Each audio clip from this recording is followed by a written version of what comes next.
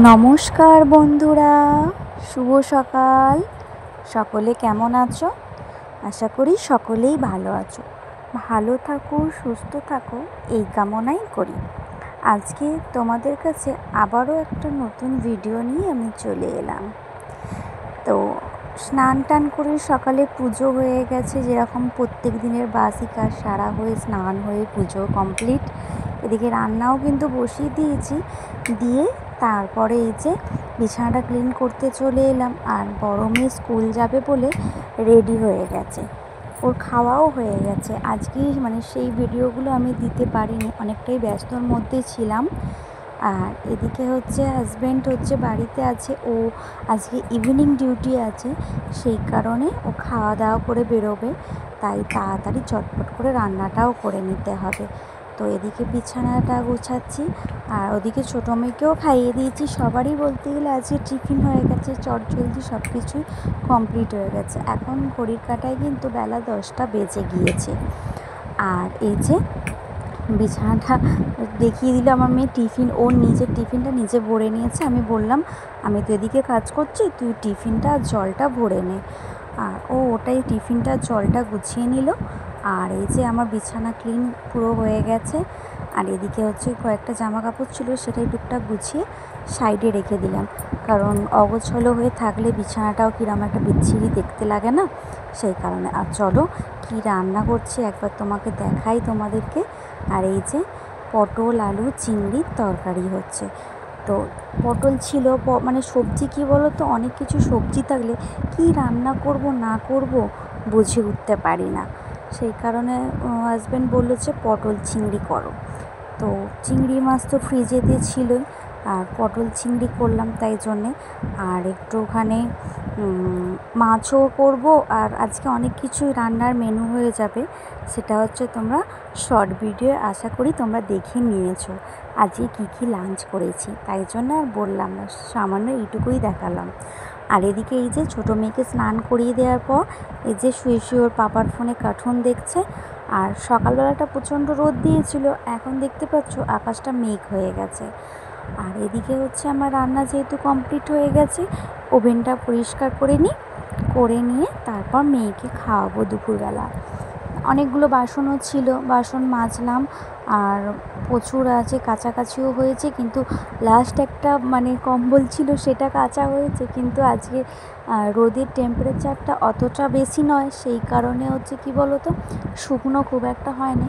যেহেতু আকাশ মেঘ করে এসেছে, আমি তুলে নিয়ে চলে এসেছি, কারণ যদি ধরো আমি মেয়েকে নিয়ে শুয়েছি দুপুরবেলা আর যদি বৃষ্টি এসে যায় তাহলেই ব্যাস সব ভিজে যাবে, তো সেই কারণেই তুলে নিয়ে চলে এসেছি। আর এদিকে চলো অনেকটা বেলা হয়ে গেছে, 1টা বেজে গেছে, মেয়েকে খাইয়ে নিই।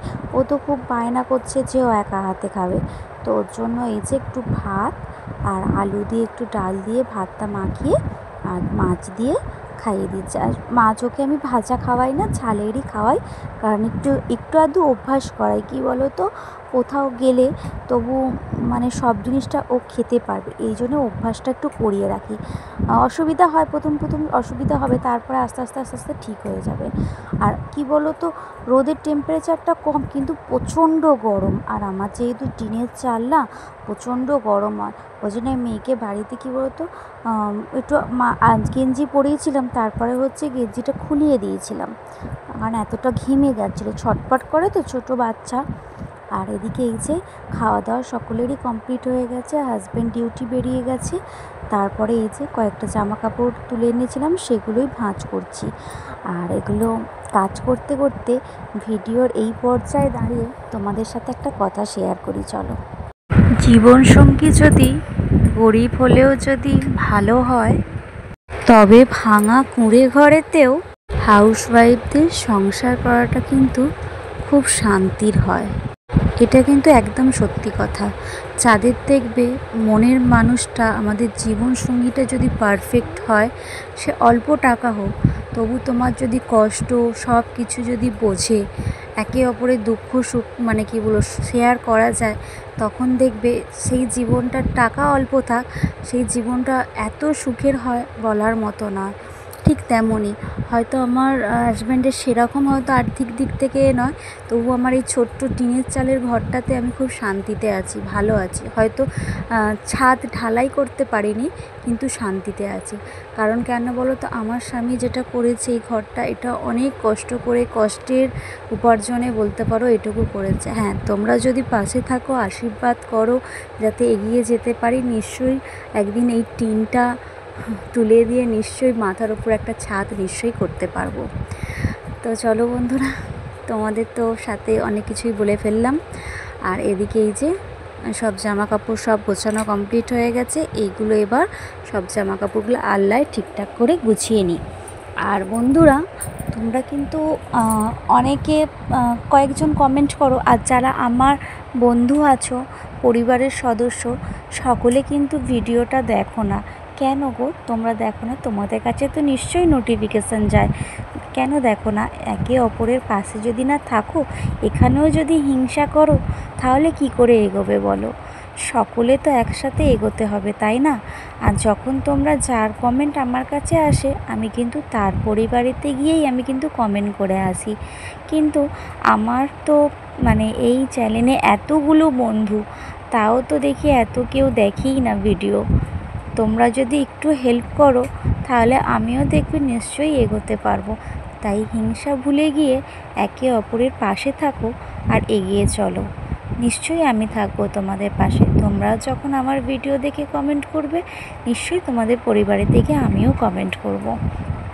তো আজকের ভিডিওটা তোমাদের কেমন লাগলো কিন্তু কমেন্ট করে জানাবে, কারণ তোমাদের জানো যে কমেন্টের আশায় আমি থাকি। ভিডিওটা শেষ যখন পোস্ট করে দিই, তারপরে কিন্তু আমিও কমেন্টের আশায় থাকি তোমরা কখন সুন্দর সুন্দর কমেন্ট করবে, কি তাই তো? আর এই যে মেয়েকে ঘুম পাড়াবো বলে জানলাটা দিয়ে নিলাম, কারণ জানলা দিয়ে অনেক রোদ আসবে, সেই কারণে জানলাটা বন্ধ করে দিলাম। আর বড় মেয়ে তো স্কুল থেকে আসবে 3:30-র সময়। আর এই যে ঘুম পাড়িয়ে দিয়ে ওকে এবার দিয়ে, না হলে সারা দুপুরটা দুষ্টুমি করবে, একদম ঘুমোবে না। সেই কারণে দেখতে পেয়েছো, ওর মানে বালিশগুলো সব টেনে নিয়ে এলো। ও বলছে ওইটা আমার বালিশ, ওটা আমার বালিশ না, ওটা দিদির বালিশ। বললাম ঠিক আছে বাবা, এটা নিয়েই শো। চলো এবার ওকে ঘুম পাড়িয়ে দিই। আর আজকের ভিডিওটা এইটুকুই ছিল। কেমন লাগলো প্লিজ কমেন্ট করে জানিও। আর যাদের কাছে আমার নতুন ভিডিও তোমাদের কাছে আসছে, তাদের যদি মনে হয় এই ছোট্ট ভিডিওটা দেখে ভালো লেগে থাকে, একটা লাইক আর একটা কমেন্ট দিয়ে আমার পরিবারে পাশে থেকো, কেমন? আজ তাহলে আসি, কাল আবার দেখা হবে। টাটা।